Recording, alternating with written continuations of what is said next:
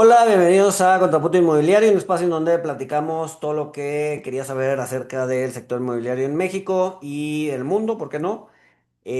Como todos los miércoles me acompaña Javier. Javier, ¿cómo estás?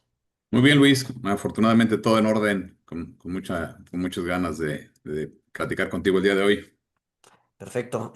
Hoy, a ver, los episodios pasados estuvimos delineando un poquito temas básicos del sector.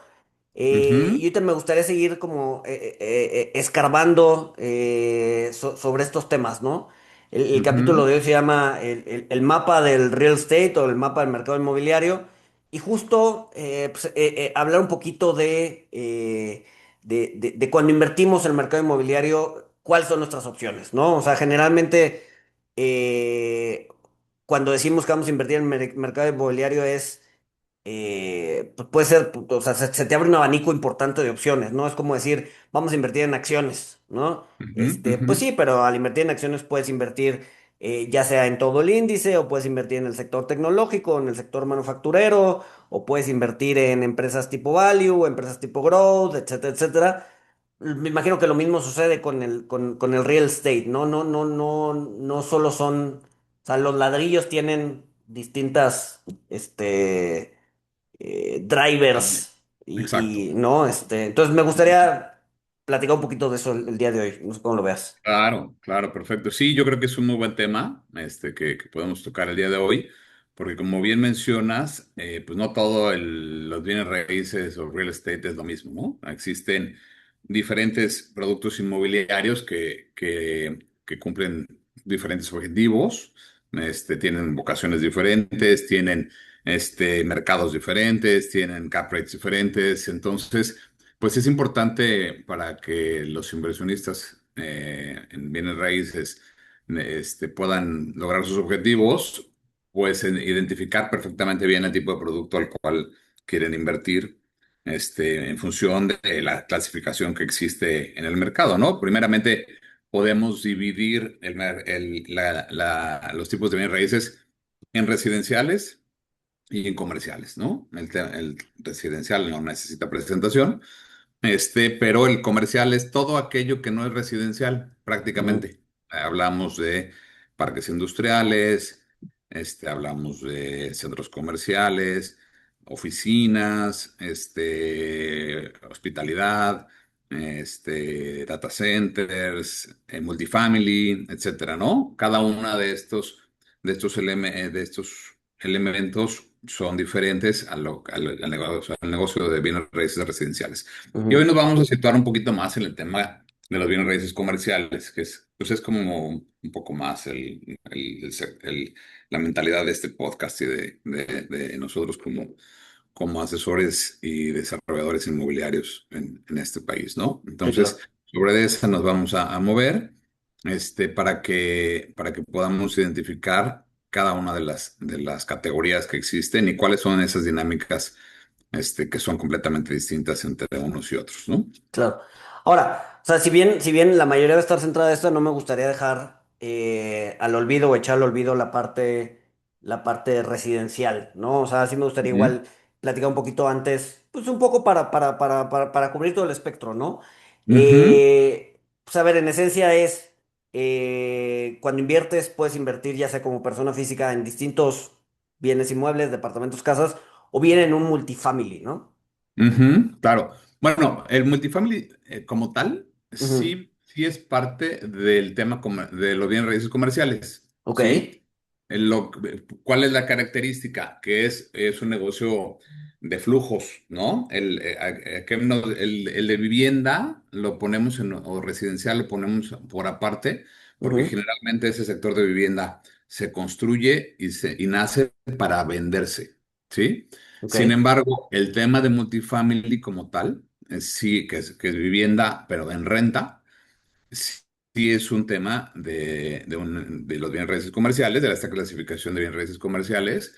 Y estos multifamilies, que en Estados Unidos son una industria enorme, pues está caracterizado porque son proyectos inmobiliarios, generalmente departamentos, con áreas comunes muy interesantes, albercas, Ya, gimnasio, ya, ya. todo el tema de amenidades.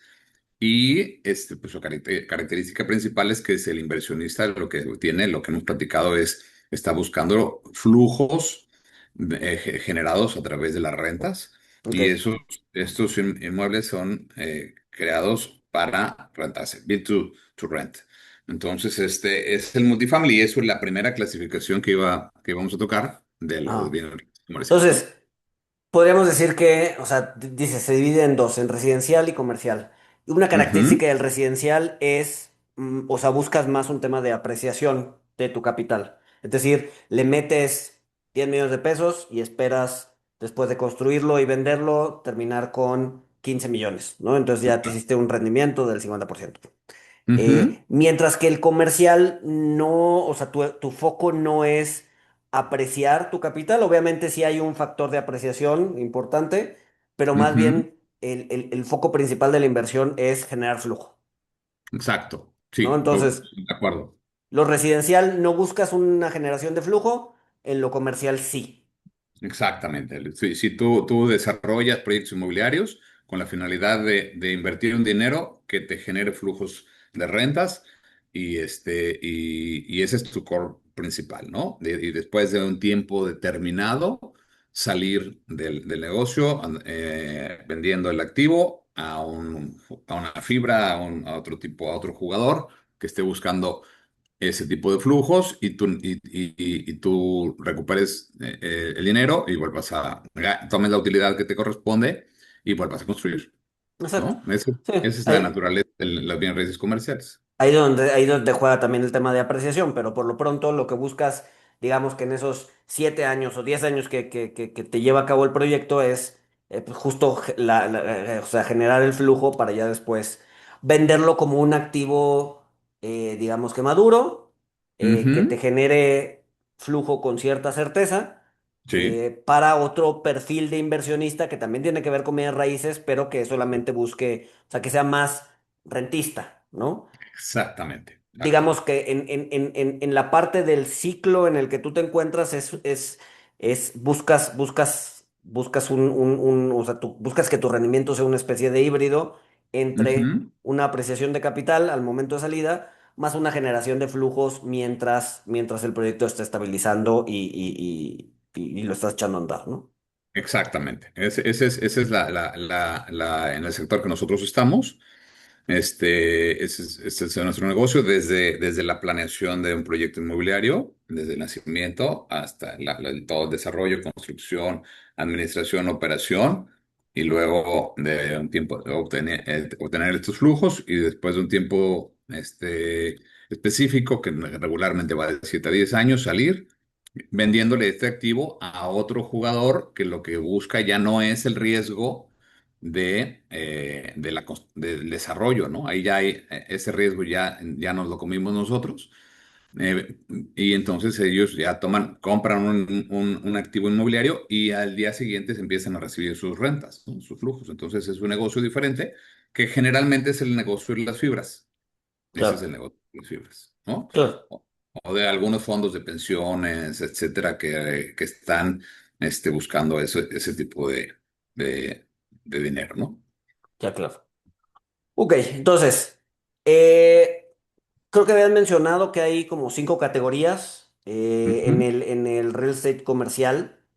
No sé si nos puedes platicar un poquito de cuáles son. Dices que ya había tocado la primera, que es vivienda multifamily, ¿no? Sí, claro. Mira, son cinco, son, como bien mencionaste, es multifamily, industrial, oficinas, retail y hospitalidad, principalmente, ¿no? Hay otras subcategorías abajo de esto que también vamos a tocar brevemente. Cabe mencionar que, bueno, pues que nuestro grupo y yo estamos mucho más enfocados al tema de retail, por lo que platicaremos un poquito de las otras categorías, pero haremos un poquito más de hincapié en el tema de retail en su momento en esta plática, ¿no? En el tema del multifamily, bueno, pues es el negocio de construir y rentar departamentos. No es ya lo mencionamos, no es la típica vivienda para vender. es un modelo en donde el desarrollador tiene que operar a largo plazo, ¿no? El inquilino renta un departamento durante un tiempo determinado y los contratos en este caso no forzosamente son de 12 meses, pueden ser de 3 meses, de 8 meses, de 10 meses, etcétera. Y bueno, pues como mencioné, en Estados Unidos es un negocio enorme. En México ya es un negocio que está empezando hace algunos años, no está tan explorado por los desarrolladores mexicanos. Sin embargo, bueno, ya vemos algunos grupos como Greystar que ya están operando aquí, como Nuben, como algunos family offices de buen tamaño que están apostando por este negocio. Y aquí, bueno, pues los cap rates que generalmente se manejan, pues andan entre un 4 y un 6%, ya que son activos muy estabilizados, y es un flujo muy estable, predecible, ¿no? Ujú. Por esa razón están un poquito comprimidos. Y ahorita los primeros o los desarrollos que están en multifamily principalmente están en Ciudad de México, en Guadalajara, en Monterrey. Como ya lo platicamos anteriormente, el tema del sesgo geográfico del Sí, capital, claro. pero pues, sobre todo tiene lógica, ¿no? En las grandes ciudades que generalmente se requieren, ya no existe terreno, pues hay que construir hacia arriba y entonces esta variante del multifamily mexicano, digamos, porque en Estados Unidos ves edificios de 4 o 5 niveles, 3 niveles. Aquí, pues, los que yo me ha tocado ver en Ciudad de México han sido de 18 niveles, de 20 niveles, de 30 niveles. Y pues están metiéndose ahorita a ese sector. Está mucho por desarrollarse en México, pero yo le veo muy buena proyección. El tiempo de donde regularmente hablábamos hace ratito de un tiempo que tú, cuando eres desarrollador, tienes de tenencia el proyecto, una vez que ya está rentado, es aproximadamente de 10 años o más, ya que no estás buscando una salida rápida, sino como ya que tu flujo es muy estable y muy predecible, pues lo tienes por más tiempo. Entonces, ese es principalmente el tema del multifamily. ¿Pudiera ser algún riesgo estructural que tenga? Bueno, pues que es muy sensible a los tiempos macroeconómicos que afectan la capacidad de pago de los inquilinos, ¿no? Sí, claro. Este, esa es aquí casi todos, por no decir que todos tus inquilinos son personas físicas. Entonces, pues tienes muchísimos inquilinos chiquititititos. Entonces, pues ese es un riesgo estructural que corres con el multifamily, pero la verdad Ujú. es que funciona bien y es un buen producto. Fíjate Otra que, categoría, perdón. no, digo, ahorita que estuviste platicando, recordé que conozco un par de desarrolladores aquí en México que, Ujú. si bien no están, o sea, no hicieron edificios enormes, o sea, pero sí traen edificios en donde hay 5 o 6 departamentos, eh, pero es que no sé, me imagino que es una especie de multifamily, pero híbrido, porque no, o sea, lo que hacen es que los meten en Airbnb, por ejemplo, ¿no? Ajá. Eh, Sí, no en es un don- Airbnb. Ajá, no, me imagino que un multifamily no es un Airbnb, ha de ser como una especie de híbrido, porque también Ajá, tienes ¿cómo se llama? El departamento, lo vas a tener, ajá, o sea, no lo vas a tener rentado un mes, 2 meses, 3 meses, lo vas a tener ujú, rentado un porcentaje del mes, obviamente ajá, a tasas o a rentas más caras, ajá. este, pero pues es igual, ¿no? Construiste para rentar un espacio, ¿no? Que si bien no es típicamente un multifamily, me imagino que es un híbrido, ¿no? Sí, es más como un negocio de vivienda de rentas de largo plazo, ¿no? Ujú. Mínimo 3 meses, 4 o 5 meses, que puede ser para personas que van por un tiempo determinado a una ciudad, ¿no? O bien para familias enteras, porque también puedes ver departamentos de 3 recámaras, de departamentos grandes, tres, dos, una recámara. Pero sí entiendo lo que dices. Yo he visto muchos proyectos como el que mencionas en la Roma últimamente, Ujú. Sí, ¿no? exacto, sí. Seis zonas. Que gente que ha comprado edificios o comprado un terreno y crea una pequeña torre de departamentos y los mete en este tipo de plataformas de Airbnb o bien los renta por un tiempo grande. Sí, ese modelo es un poquito híbrido, pero se apega más un poquito al tema del Airbnb. El tema acá de multifamily sí es una vivienda con contratos de medio y largo plazo. Sí, claro. Sí, sí, sí. Ok. Sí, o en una segunda categoría, en el tema de los bienes raíces comerciales, pues es el tema de industrial, ¿no? Que pues en nuestro país es uno de los sectores que más ha crecido en los últimos años. Hemos tenido un boom impresionante del sector, principalmente en los últimos años a través del nearshoring, que ya lo hemos platicado infinitamente. Este, y pues funciona muy bien, principalmente los corredores industriales en el Bajío, en el norte de México, son los que han sido más favorecidos por este sector de naves industriales, de manufactura o centros de logísticos. Estados como Nuevo León, Coahuila, Chihuahua, Sonora, Baja California, en el caso de Tijuana, y todo lo que es el Bajío, pues son Ujú, los que han captado principalmente la inversión del sector industrial. Y ahí, bueno, pues prácticamente tienes dos tipos de inquilinos. Todas son empresas, pero pues una pueden ser plantas de manufactura y otro tipo de negocios más logísticos, ¿no? Que necesitan áreas de almacenaje, etcétera. Y esos son los dos tipos de inquilinos que generalmente tienes. Las fibras industriales pues son de las más grandes en México hoy en día. Tenemos casos como Fibra Prologis, que es enorme, Fibra Terrafina, Fibra Uno. Fibra Uno tiene diferentes tipos de inmuebles, pero tiene una base muy importante de parques industriales, Vesta, etcétera, ¿no? Por mencionar ujú, algunos. Aquí los cap rates son un poquito más altos que los que platicamos de multifamily, es de un 6 a un 8% para activos estabilizados y a pesar de ese cap rate que puede ser no tan sexy, tan atractivo, pero es muy estable, pues sigue siendo muy atractivo en México, ¿no? ujú. Ahora, Este, yo te tengo una pregunta porque no es lo mismo, o sea, en industrial y logística, pues obviamente, literal cabe, pues ahí cabe un avión, ¿no? O sea, pueden ser muchísimas cosas.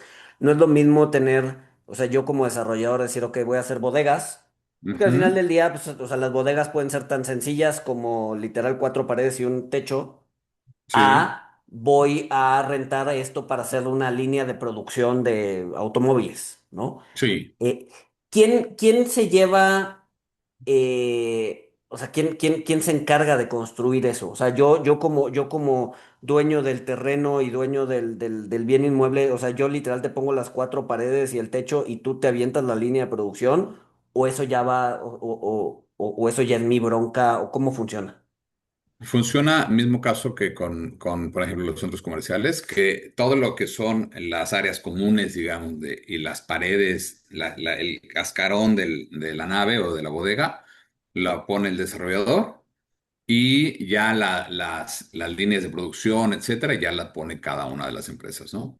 Ok. Entonces, ahí rentas la caja Ujú, directamente con todos los servicios de instalación eléctrica, hidráulica, sanitaria, sistemas contra incendios, voz y datos, etcétera. La iluminación, las avenidas, la seguridad, etcétera. Y ya cada una de estas plantas de manufactura, pues hacen sus instalaciones directamente. Son contratos a muy largos años, de 3 a 10, 15, 20 años, lo sí, que le porque da ya una vez que un... echaste la línea de ¿cómo se Sí, llama? De producción, pues no, o sea, no, tampoco está padre que te saquen al año, ¿no? Si ya claro, hiciste la sí, sí, inversión. sí, definitivamente. Entonces, por eso se vuelven muy estables, son muy atractivos este tipo de productos, porque pues tienes un inquilino por lo siguiente, firmas un contrato hoy y lo firmas por 5 o 10 años y pues tienes un ingreso muy estable y no necesitas hacer mucho, ¿no? Entonces, precisamente ese es el flujo del que venimos platicando. que es lo que buscan muchos de los inversionistas y pues es un gran producto. ¿Cuál es uno de los posibles riesgos estructurales? Pues en el beneficio también está el riesgo, ¿no? Tú le rentas a una fábrica 100,000 metros cuadrados y el día que se va, pues te deja 100,000 metros cuadrados, ¿no? Entonces, de repente tienes un porcentaje de desocupación muy elevado con un solo inquilino que se te puede ir. Evidentemente hay que tener un portafolio equilibrado, diversificado para que esto minimizar este tipo de riesgos, ¿no? Sí, sí, claro, o sea, pues, es un inquilino grande y difícil de sustituir, ¿no? Porque no, o sea, no todo el mundo está buscando 100,000 metros cuadrados todo el tiempo, ¿no? Exactamente, exactamente. Pero también cuando nos pasó en un proyecto que estábamos eh, trabajando con una cadena de supermercados que andaba buscando un centro de distribución. Bueno, pues eso era un tamaño enorme y bueno, le haces un proyecto hecho a la medida y, pues se vuelve muy atractivo porque también pues te puedes meter un poquito de costos adicionales a una planta, una nave industrial tradicional porque le estás haciendo pues las instalaciones de acuerdo a lo que necesita. No, no la línea de producción, pero sí ciertas instalaciones que requiere y pues y pues tienes un inquilino a 20 años. Sí, Entonces, claro. es un buen negocio. Y el otro de los posibles riesgos estructurales es que pues te dependemos mucho de lo que ahorita justamente se está negociando, que es el TEMEC, ¿no? Sí, Entonces, claro. ese tipo de negociaciones, ponen ahorita la industria de proyectos inmobiliarios industriales, pues está un poquito nerviosa por la negociación que se está dando y por todos los mensajes que lanzan la parte Está muy negociadora. ligada a las relaciones bilaterales entre México bueno, hoy particularmente Estados Unidos, pero también podría ser más adelante Europa, Europa. Asia, lo que sea, ¿no? Ujú. Sí, Así sí, es. sí depende de los vientos políticos, ¿no? Sí, 100%. Y de si te invaden ¿cómo se llama? Como Ecuador que nos invadió se me fue la palabra, una Ok. embajada, cabrón, ¿no? Entonces, Ah, eso, sí, ahí sí, sí, o sí, sea, sí. para eso ya sale un No, poquito pues de ¿no? control, Exacto, ¿no? Sí, exacto, sí, exacto.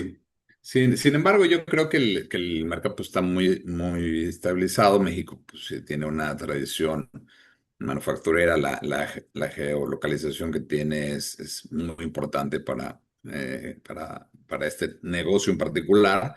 Sí, Y yo claro. creo pues, que siempre será Sí, no, y a será ver, muy atractivo. y en ese sentido, México es uno de los países más diversificados a nivel global, ¿no? Ujú. Y lo podemos ver hoy, ¿no? Hoy, con todo ese tema del Tratado de Libre Comercio, etcétera, etcétera, por ejemplo, la manufactura automotriz, que es una parte importante del mix que tenemos como país, pues sí ha Ujú. sufrido, sí, sí, o sea, sí ha bajado algo de las exportaciones que Sí. hacemos.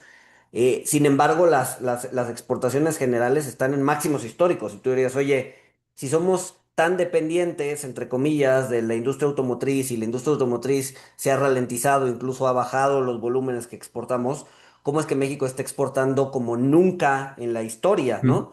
Exacto. Y es porque, pues, estamos muy diversificados, no solamente hacemos autos, ¿no? Por ejemplo, Ujú. con todo el boom que hay de inteligencia artificial, pues hay muchas partes de la industria mexicana que dan servicio a la cadena de producción de temas de inteligencia artificial, aunque no Ajá. parezcan, ¿no? Entonces, pues eso ha propulsado nuestras exportaciones a niveles que no habíamos visto nunca, ¿no? A pesar Claro. de que la industria automotriz, que es como la más visible, Ajá. ha estado bastante golpeada, ¿no? Entonces, Sí. sí, el Temec y toda esta incertidumbre geopolítica nos pega, sí, pero tenemos una economía tan diversificada, y Ujú. tan compleja que podemos aguantar este tipo de embates sin mayor problema, ¿no? Claro, y bueno, comentábamos un poquito fuera de la charla de hoy, tu visión, ¿no? Del Tratado de Libre Comercio, que me decías que al final del día, después de esta negociación, crees que de cualquier manera, aunque vamos a salir con ciertos aranceles, vamos a seguir mejor parados que antes? Exacto, sí, o sea, un poco el escenario base es, pues son 10 años de negociaciones, después de esos 10 años se acaba el tratado. Eso, a ver, eso no es que ese sea el escenario base, más bien ese es como el camino, ¿no? Pero en cualquier momento de esos 10 años, pues se puede firmar el tratado por 16 años más. Nosotros Ujú. creemos que eso sí va a pasar, yo creo que eso sí va a pasar, en algún punto del 2028 cuando salga Trump y tenga que entregar su legado y tenga que entregar, como te decía, el mejor tratado en la historia de los tratados, ¿no? Seguramente va a ser el tratado Trump, Exacto. ¿no? Entonces, Sí. sí va a ser un peor tratado al que teníamos, seguramente va a querer más contenido regional, particularmente más contenido hecho en Estados Unidos, o sea, sí va a ser un tratado menos favorable para México en términos absolutos, Ujú. pero seguramente vamos a estar mucho mejor posicionados que las otras opciones que tiene Estados Unidos para importar, que puede ser China, el sudeste asiático, Europa, etcétera, etcétera, ¿no? Nosotros Claro. tenemos algo que no va a tener absolutamente nadie en los siguientes 10 millones de años, que es la geografía, ¿no? Ya obviamente ya Ujú. cuando la deriva continental rompa Claro, el continente, pues ya es otro tema, pero eso ya no nos va a tocar a ya nosotros. no vamos a estar por acá. Exacto, exacto. Entonces, eso va a seguir. Seguramente vamos a tener algo de aranceles, pero definitivamente mucho mejor posicionados que nuestros pares, ¿no? Entonces, sí, incertidumbre en los siguientes 2 años y a pesar de esa incertidumbre, exportaciones en máximos, ¿no? Una Ujú. industria que sigue creciendo y después de 2028, pues un tratado firmado que nos va a posicionar de una mejor manera frente a Estados Unidos que otros países, ¿no? Claro. Bueno, pues ya lo vendiste tú mejor que nadie. El tema industrial va a seguir siendo un negocio muy, muy interesante de bienes raíces. Y yo creo que es un tema que hay que seguir cercano. Sí hay jugadores muy grandes hoy en día, pero bueno, pues tampoco tienes que hacer el parque industrial más grande o la bodega industrial más grande. Hay desde centros logísticos con bodegas que muy exitosos. He visto infinidad por ejemplo, en Querétaro, en parques industriales de bodegas de 600 metros a de 1000 metros cuadrados y todos rentados, ¿no? Sí, Entonces, claro, pues hay de todos tamaños y creo que es un mercado que se va a comportar muy bien. claro. A diferencia de la otra clasificación que tenemos de oficinas, que es uno de los productos inmobiliarios de esta clasificación que ha sufrido un poco más en los últimos años, ¿no? Sí, a Mismo raíz de caso la pandemia. como, exactamente, así como la pandemia impulsó el nearshoring, la pandemia afectó muchísimo la categoría de oficinas, ¿no? Ha sufrido mucho por el trabajo remoto, que se aceleró los últimos años. No nada más el remoto, también después se dio pues, temas de híbrido, ¿no? De yo trabajo un tiempo en la oficina y otro tiempo en mi casa, Sí, etcétera, lo cual. empresas que Ujú. tenían 10 pisos, pues ya no necesitan 10, necesitan 5, ¿no? Exacto, exactamente. Siguen teniendo sus oficinas, pero pues ya han liberado espacios y se han vuelto oficinas diferentes. Seguramente te habrá tocado estar en muchas, en donde ahora ya no hay lugares fijos, Sí, sí, ¿no? sí. Entonces, precisamente, si tienen 1000 empleados, voy a poner un ejemplo, y antes tenían 1000 lugares, ahora tienen, como es un tema híbrido, pues ya no necesitan 1000, tal vez necesiten 500. Entonces, esos 500 pues, son lugares donde la gente no tiene un lugar fijo. Sí he visto que tienen como áreas, ¿no? Aquí va el área de contabilidad, aquí el área de finanzas, acá el área Sí, claro. de logística, de ventas, etcétera. Entonces, otros usuarios de oficinas han hecho áreas, pues también para tener como más cómoda a su gente, en donde le han metido salas de descanso, áreas de entretenimiento, ping-pong, comedores, etcétera. Sí, exacto. Sin embargo, bueno, pues sí se han desocupado y ya ha generado una vacancia de oficinas Sí, claro. que llegó a niveles récords en el 2020, 2021. Se ha venido recuperando últimamente, pero no han llegado todavía a los niveles que veían. Creo que ya estábamos casi sobre como estábamos en el 2020, en el 2019, antes de la pandemia, perdón, pero pues todavía pues eso es un crecimiento de espacio, yo te diría que los que quieran invertir ahí, pues sí lo hagan de una manera pues, muy analítica, vean muy bien el tipo de producto al que están metiendo el dinero Sí, y que vaya de la mano de lo que está viviendo el mercado, ¿no? lo que yo he visto igual y son, o sea, como que los lugares premium Ujú, se mantienen llenos y se mantienen demandados, ¿no? ujú. Pero si ya tienes un edificio en, o sea, ya y probablemente ya no estás, por ejemplo, en el corredor Reforma, ya no estás sobre Reforma, ya estás a un par de cuadras de Reforma, en un edificio más o menos. O sea, ya, o sea, sí vas a tener, o sea, si antes lo tenías lleno, ahorita ya lo vas a tener, no sé, al 70 o al 50%, ¿no? Sí, sí, Este, definitivamente. mientras que si estás en un lugar premium, esos, o sea, siguen manteniendo precio y siguen llenos, ¿no? El problema es que, pues, no todos los edificios son premium o no todos los edificios pueden ser premium, ¿no? Claro, muchos de estos edificios se han estado últimamente ocupando como consultorios médicos, ¿no? Ya. De repente hubo también, hoy en día es tendencia el tema médico, y entonces, pues tú ves por ejemplo, en par de torres que ubico ahí en Reforma Lomas, casi con Constituyente, pues hay dos torres enormes, bien bonitas y que son hoy en día especializadas en temas médicos, ¿no? Puros doctores están ahí. Entonces, sí, y otras se han vuelto departamentos, etcétera. Entonces, bueno, sí es una categoría que requiere un análisis cuidadoso hoy en día. No quiere decir que no inviertas en esto, pero sí hay que ser un poquito más cuidadosos. En los cap rates típicos andan en 8 o un 10% actualmente en México. Y bueno, pues la, la situación es esa en este tipo en esta parte de las oficinas, en la clasificación de oficinas, ¿no? La siguiente categoría que voy a tocar, que es como un poquito la que más experiencia tenemos, es la categoría de retail o plazas comerciales. Esta categoría mm, está dividida, tiene una subcategoría, una clasificación que emite el ICSC, que es el International Council of Shopping Centers, que Ujú. bueno, es la Asociación Mundial de Centros Comerciales que se creó en 1957 en Estados Unidos y que tiene más de 70,000 miembros en todo el mundo, y es como la que va dictando la tendencia de la industria a nivel mundial, Que ¿no? por cierto, ahí fue donde en donde tú fuiste presidente, ¿no? Como cinco Sí, años, una cosa así. sí, correctamente. Del 2001 al 2006 tuve la fortuna de que me eligieran ahí para dirigir el ICSC en México y Centroamérica, Ujú. y lo cual me sirvió muchísimo para conocer un poquito más del sector. Y bueno, pues esa asociación que hoy en día cambió un poco, cambió su nombre.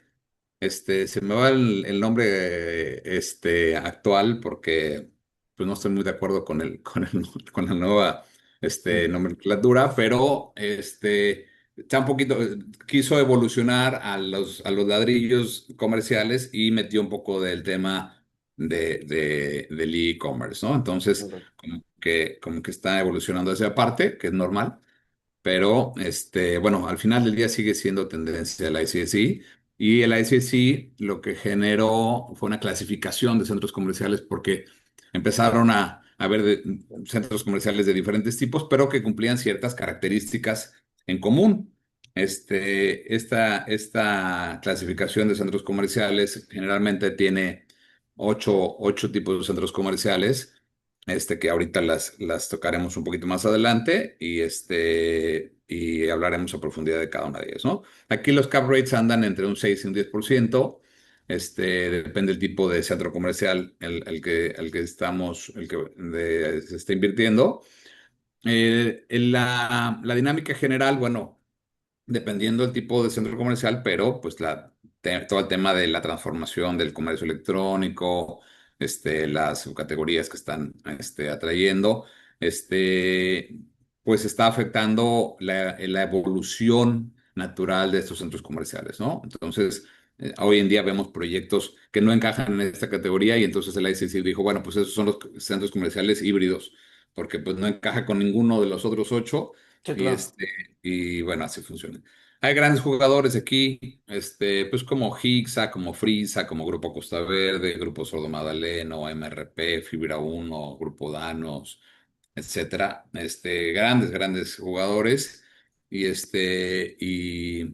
y bueno, pues allá hablaremos un poquito más del tema de retail. Antes voy a tocar el tema de hospitality. Que Ujú. bueno, pues que también en México funciona muy bien en ciertos lugares. Tenemos unas playas maravillosas, y aquí incluimos hoteles, resorts, todo el alojamiento operado Tu- comercialmente. turismo el Es- bienestar, dirías. sí, exacto. No, no, ya le cambié de nombre, ya luego te digo cómo le puse, pero ahí va en esa parte el turismo de wellness, Ok, ok, ok. y bueno, pues ahí entra, son lugares muy atractivos, el cap rate anda entre un 7 y un 10% en México, Ujú, y bueno, dependiendo de su ubicación, servicios, áreas turísticas muy importantes, entonces, bueno, pues ciudades como Puerto Vallarta, Los Cabos, Cancún, Monterrey, Ciudad de México, pues siempre son muy atractivas. Y no nada más en el tema de ese tipo de hospitality, también aquí entran pues los hoteles de negocios, ¿no? En ujú. donde es parte de esta misma clasificación, en donde pues evidentemente las ciudades industriales y de oficinas grandes pues tienen un sector muy, muy importante. También hay fibras hoteleras aquí en Ujú. esta parte, como Fibra Hotel, Fibra Inn, que son de las más grandes. Está Grupo Posadas, está Grupo Real Turismo. Me eh, imagino que los hoteles de negocios también han visto cierta reducción, ¿no? De hecho, también igual antes de entrar a grabar te decía que yo durante 15 años tuve que ir a Ciudad Juárez una vez al trimestre, ¿no? Por temas de Ujú, negocio, ¿ah? sí, Después de la pandemia ya no he regresado, ¿no? exacto. ¿Por qué? Porque, o sea, como que se vio que hacer las reuniones por Teams o por Zoom, Ujú, pues era más rápido, era menos engorroso, funcionaba igual de bien. Entonces, o sea, yo recuerdo, pues cada vez que íbamos, pues íbamos a un hotel de negocios, ¿no? Pasaba la noche ahí y y al día siguiente, regrésate. sí. Supongo que eso también me imagino que ha bajado algo, ¿no? Sí, sí, ha tenido un impacto, definitivamente. Como bien mencionas, ya la gente, antes viajábamos para ir a ver un cliente. Yo me acuerdo que fui infinidad de veces a ver a uno o dos clientes en un día a Guadalajara, a Monterrey, y hacías un viaje especial porque pensabas que tenías que estar en vivo y a todo el color con el cliente. Y ahora no es que se haya eliminado el 100%, pero sí ya eres más selectivo con el tipo de reuniones que vas a hacer.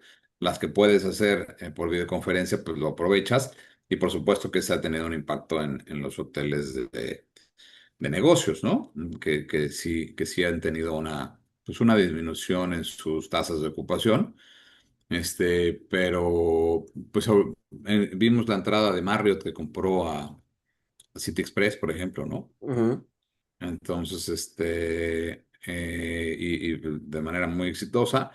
Pero sí, hay también mismo caso con el tema en el tema de las oficinas, los hoteles de negocios, pues sí hay que analizarlos con más detalle, con lupa, no que sean todos una mala inversión, sino que nada más hay que ser muy selectivos con esto. Y en el tema del resorts y del tema de gran turismo, ¿no? Yo creo que ahí sí hay un gran juego y mucha de oportunidad para nuestro país, ¿no? ya. Ahora, Ujú. hablabas. No, dile, dame, Hay disculpa. otras áreas que van de la mano un poco con esta parte comercial, que por ejemplo el tema de los data centers, ¿no? Que si Ujú. bien están en ubicaciones tipo parques industriales, pues es una actividad que está creciendo en México y que son para servicios de la nube y de la inteligencia artificial, que era lo que mencionabas hace unos minutos, ¿no? Exacto, exacto, sí, sí, sí. Ujú. Que me imagino que es como similar a una bodega, ¿no? A ver, me imagino que tendrá ciertas particularidades como el tema del enfriamiento, ¿no? O sea, porque Sí. esas cosas tienen que estar refrigeradas. Este. Pero sí, o sea, al final del día yo creo que yo lo englobaría en la parte industrial, ¿no? Sí, sí, las instalaciones, pienso, todo lo relacionado con lo eléctrico, pues tienen que tener una capacidad muy grande de instalada, ¿no? Entonces, sí, están en inmuebles tipo una nave industrial y con una infraestructura muy parecida, nada más que sí con la variante de, pues yo creo que requieren una carga de energía eléctrica pues muy importante, y bueno, de ahí cogea un poco nuestro país, ¿no? En los últimos años, este, he visto que hay zonas en México que no se han podido llevar a cabo este tipo de proyectos inmobiliarios Sí, por lo mismo. debido a que no cuentan con la capacidad instalada que se requiere y que es, hoy en día es generalmente otorgada por CFE y pues eso está muy lento. Entiendo que se va a abrir un poco en los siguientes meses, pero pues todavía la infraestructura no es la correcta para lo que Sí. se requiere. Y más que Ujú. generación, o sea, más que generación de energía, creo que el gran problema, sobre todo en la parte norte del país, es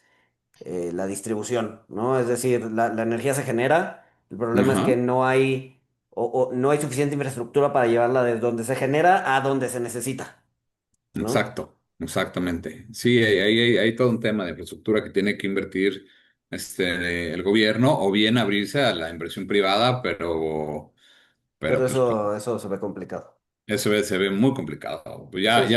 y sobre todo después de lo que pasó en el sexenio anterior, ¿no? Sí, claro. Sí, no, porque a ver, como que sí están medio abiertos a la idea de generación privada pública, ¿no? O sea, la generación no tiene tema, pero la parte de transmisión es donde CFE no quiere soltar absolutamente nada, ¿no? El monopolio de transmisión de energía eléctrica del país es de CFE, y ahí Ujú. es donde justamente está cojeando, justamente donde está el problema, ¿no? El tender las líneas de transmisión para llevarlos de donde se genera a donde se necesita, ahí sí no quieren permitir por lo menos hasta hoy, pues sí, capital privado, ¿no? Y ahí es donde está el cuello de botella. Exactamente, exactamente. Y la última, pues digamos, una categoría especializada, pues el que yo a mí se me ocurre es la de salud, ¿no? De healthcare real Claro. estate, que es pues hospitales, clínicas, edificios médicos, operados como bienes raíces comerciales, que es, ya lo explicamos, que es la generación de los flujos y no nada más la venta de los consultorios como tal. Hay un mercado muy grande que se puede explorar en México. Creo que es de las cosas que más está creciendo a nivel nacional y pues, yo creo que se puede aprovechar muy, muy bien. Entonces, bueno, pues esa es la clasificación de los bienes raíces comerciales que platicábamos originalmente, Ujú. en general, ¿no? Y ahora, decías que había una subclasificación, ya entrando un poquito más en el tema que manejas, de centros comerciales, ¿no? Esta ICSC, ¿no? Ajá. Creo que maneja, son ocho tipos, Ocho, más o menos. Ok. sí, ocho categorías de centros comerciales pues, van saliendo nuevos, pero las principales son ocho, Ujú, que tienen que ver con cómo se establece esta categoría, ¿no? Primeramente por el tipo de ancla que ocupan, ¿no? Como seguramente estás familiarizado, pues las anclas son las tiendas que hacen que la gente vaya, principalmente, ya sea un supermercado, ya sea una tienda departamental, principalmente son las anclas más tradicionales.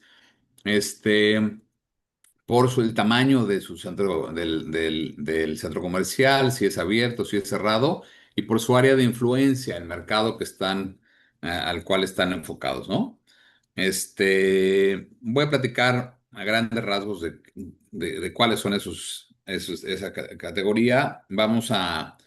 Ah, hay dos que son muy parecidos, que es el Super Regional Mall y el Regional Mall, que ujú. seguramente el nombre te es familiar.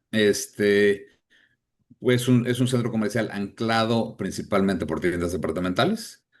Puede tener dos, tres o cuatro tiendas departamentales. De eso va a depender si es regional o superregional. Sí, o sea, literal que tenga un Liverpool, un Sears y un Palacio de Hierro en la misma plaza. Ahí ya estamos Exacto. hablando de un super regional, ¿no? Ahí yo diría regional. ¿A poco de tres? Sí, generalmente un super regional pudiera ser de cuatro, ¿no? Ok, Por ejemplo, el tema de un super regional muy claro es el Centro Comercial Santa Fe. sí, sí, sí, En- sí, sí. Tienes a Saks, tienes a Sears, tienes a Liverpool y el Palacio de Y Hierro, el ¿no? Palacio.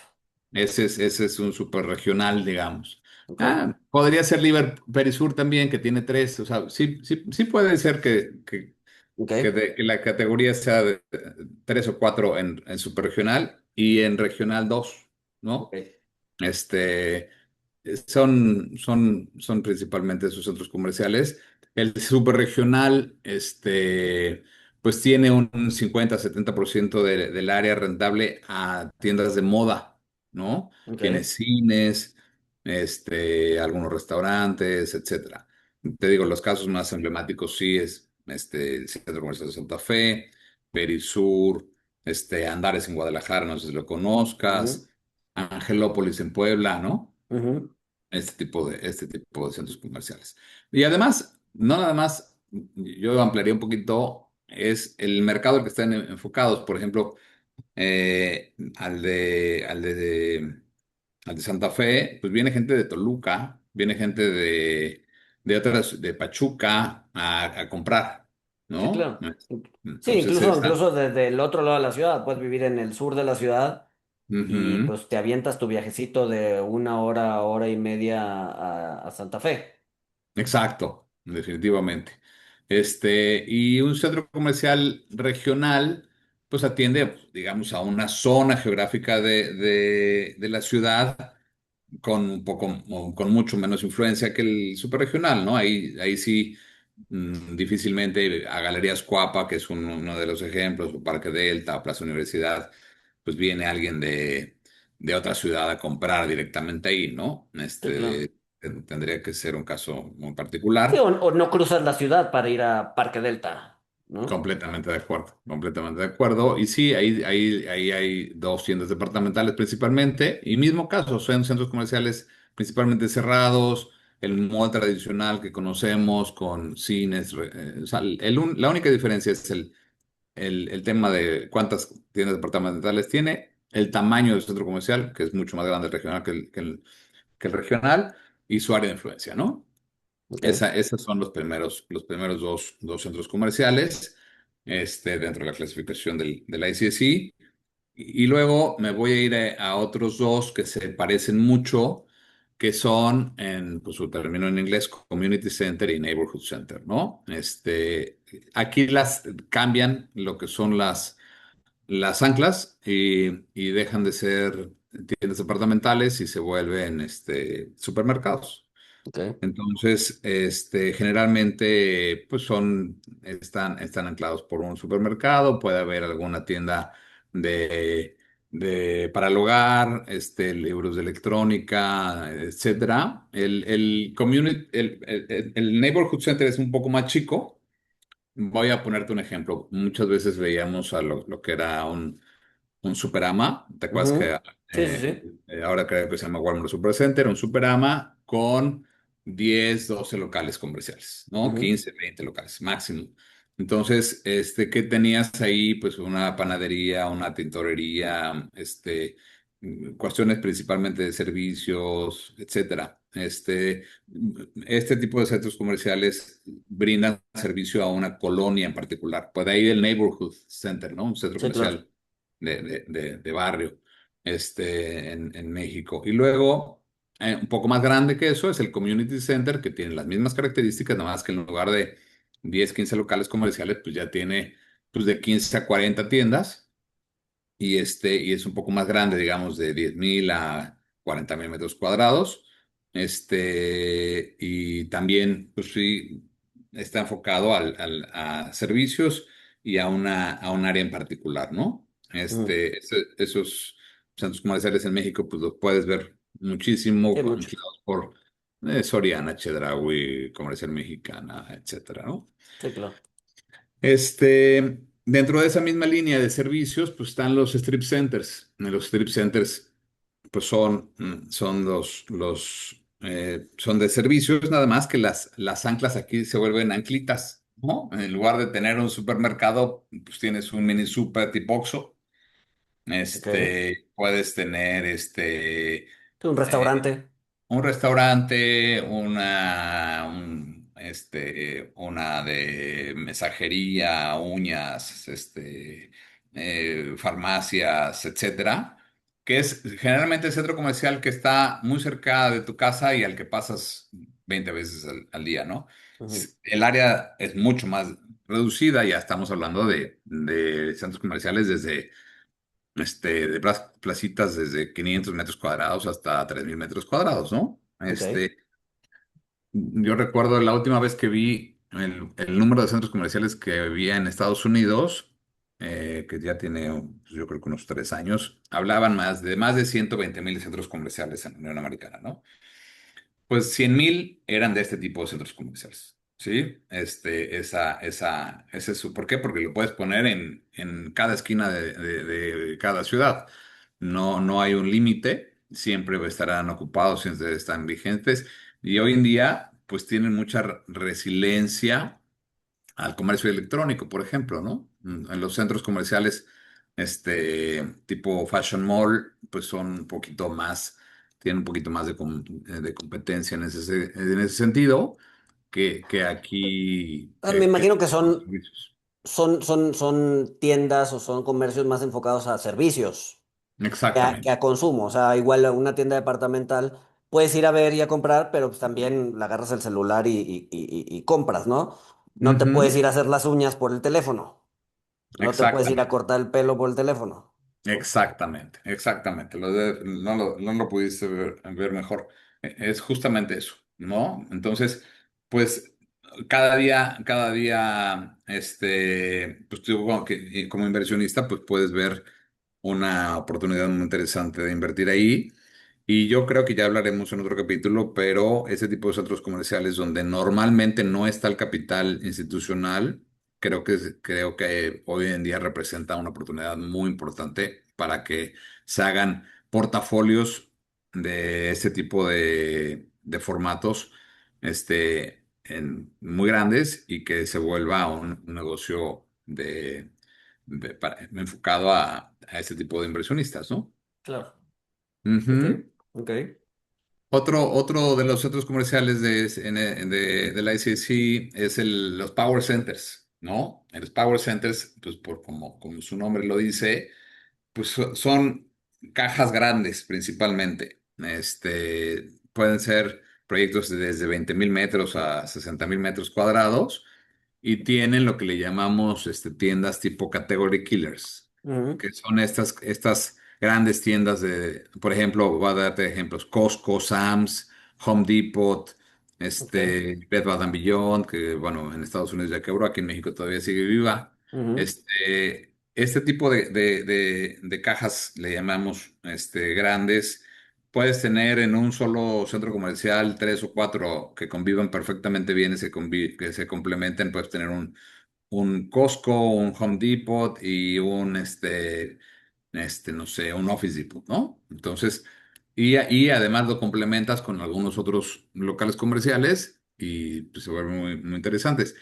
Una de las cosas que pues, tienes que cuidar aquí es que pues, a mayor superficie de tu caja, Ujú. también es menos la renta. Entonces, pues sí tiene que estar en lugares muy específicos, en donde cuando adquieras la tierra la tengas en muy buen precio, porque si no la renta por este tipo de jugadores, pues una renta muy baja en comparación con un local pequeño que puedas rentar pues 3 veces el monto por metro cuadrado de este tipo de cajas, pero generalmente funcionan muy bien, nada más hay que estructurarlo perfectamente bien desde su conceptualización, ¿no? Ok.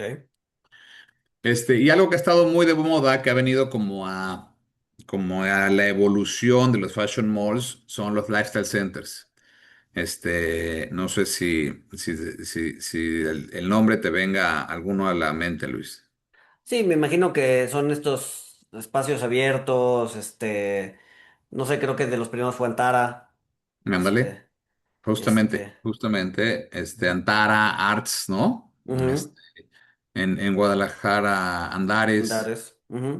en Querétaro hubo otro, es Antea, ¿no? Antea Querétaro, sí, Antea Sí, pues, o Querétaro. sea, son de los mismos cuates de Antara, ¿no? Sí, es de Grupo Sordo Madaleno, Ujú. bueno, Grupo Sordo siempre ha diseñado con todo, con mucho buen gusto.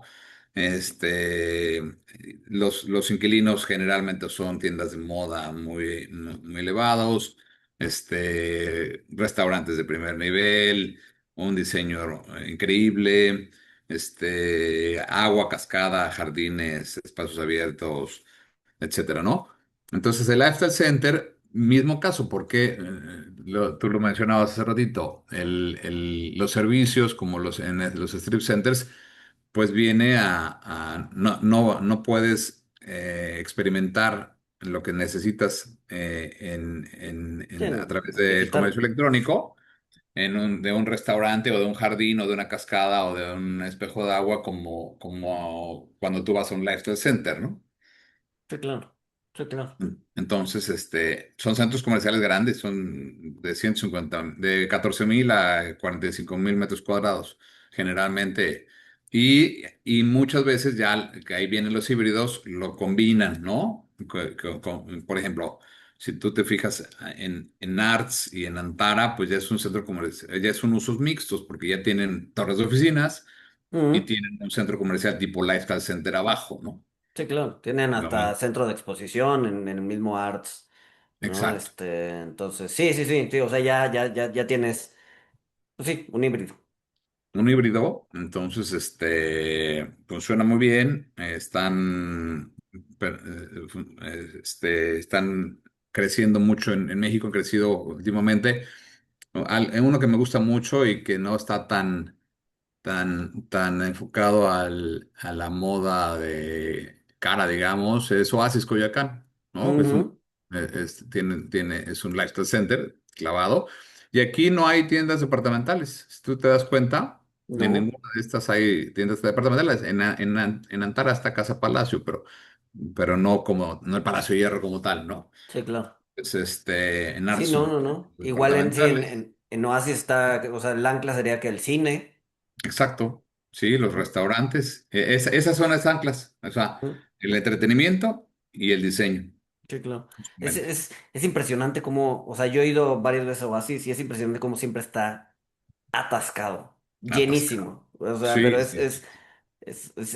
no importa cuándo vaya, siempre está lleno de gente.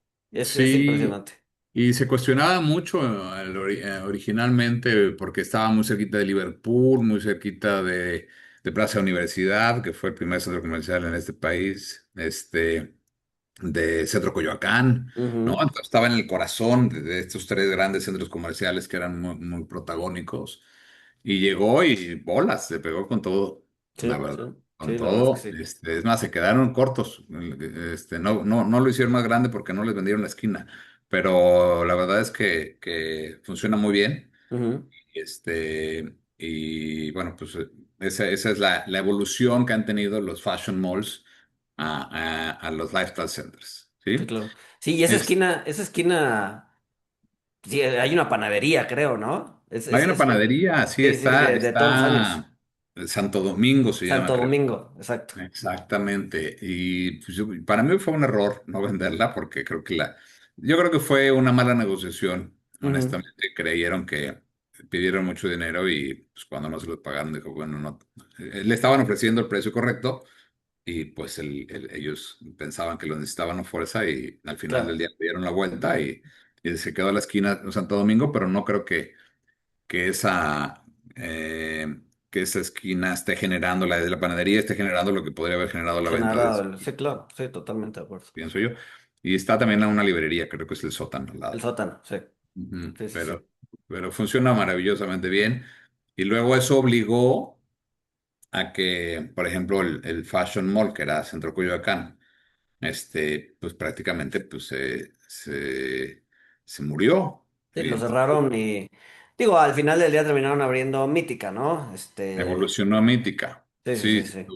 se tuvo que crear Mítica, pero originalmente Mítica iba sin el Centro Coyoacán. O Ya, sea, eran dos dueños diferentes. El Centro Coyoacán era del Palacio de Hierro y Mítica es de Fibra Uno. Entonces, al sí. final del día lograron ponerse de acuerdo y crearon Mítica, que también está increíble, ¿no? Sí, claro. Otros dos rápidamente, otros dos tipos de centros comerciales pues, son los outlets, que Ujú, no necesitan mucha presentación.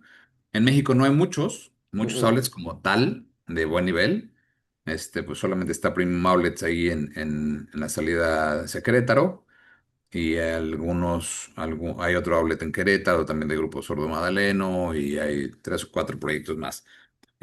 No han crecido como tal, todavía los outlets en México. También creo que hay una oportunidad ahí interesante. No han crecido como tal porque todavía las cadenas de retail no tienen forma de desplazar sus productos hacia este tipo de canales, ¿no? Pero Ujú. yo creo que tarde que temprano van a despegar y ser pues, tan exitosos como los que ya existen, pero no hay muchos de este tipo, ¿no? Sí, claro.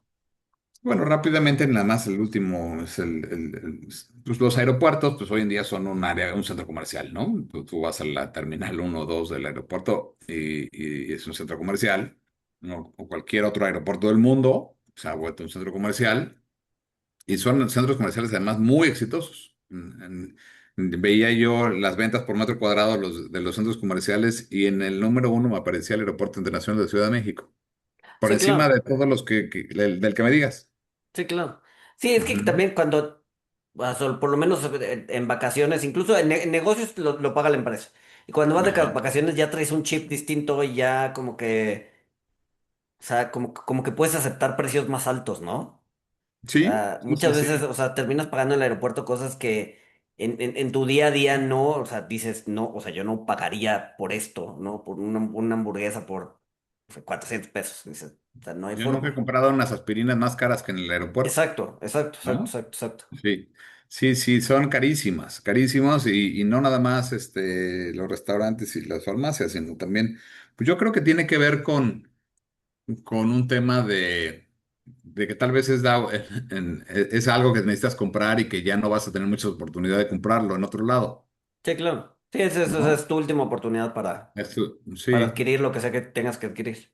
Así es, entonces, pues funciona muy bien en muchos de los aeropuertos. El de Cancún tiene un centro comercial extraordinario, Mm. etcétera, ¿no? Entonces, bueno, pues esa es la clasificación de los centros comerciales, que pues, es un poco técnica.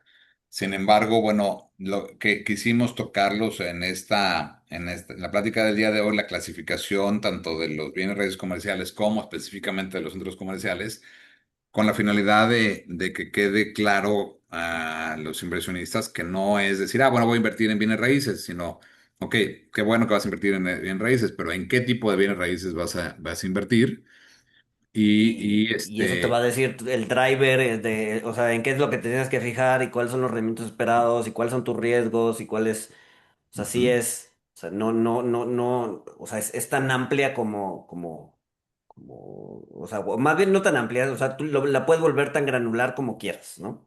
exactamente, sí, definitivamente. Entonces, sí hay que ser muy específicos en qué tipo de bienes raíces para saber qué cap rates puedes esperar, cuáles son los riesgos propios de tu negocio, cuáles son los horizontes de tenencia que deberías de tener, etcétera, ¿no? Sí, Entonces, claro. de eso se trata un poquito la plática del día de hoy y que queríamos tocar esos puntos, ¿no? Pues Javier, nos extendimos un poquito más de la hora. Sí, Digo, a ver, nada serio. Espero que no se ujú, hayan. Porque es que aburrido. después de una hora la gente dice, ah, ya. Sí, sí, Y, sí. y le para. Espero por lo menos haber mantenido ¿cómo se llama? La atención de la gente estos 5 minutos extra que nos extendimos. Y pues Ujú. nada, pues digo, vamos a seguir hablando del tema, más adelante, a más profundidad, con otras variantes, así que pues, sigan escuchándonos. Sí, claro. Oye, igual y ya por último, ya que ya nos extendimos, igual y valdría la pena que mencionemos el que nos seleccionaron ahí la revista, que es ID Magazine, ¿no? Ah, claro. Sí, como sí, uno, sí, sí, sí. como Como, uno, como referentes del sector inmobiliario, de podcast del sector inmobiliario en México. exacto, O sea, llevábamos, ¿qué? Dos, tres capítulos y ya estamos entrando ahí en los rankings. Entonces, bueno, eso quiere decir que el material que estamos haciendo hace sentido a las personas que les gusta el tema, que están especializadas en el tema. Y pues bueno, qué mayor reconocimiento que el de un tercero. Y pues claro, más bien nos agradecerlo. agradecerlo y nos da el empuje para seguir haciéndolo. Exactamente, exactamente, mi querido Luis. Te agradezco mucho y gracias por tu tiempo. No, mil gracias a ustedes y nos escuchamos el siguiente miércoles. Siguiente Saludos. miércoles. Gracias. Bye.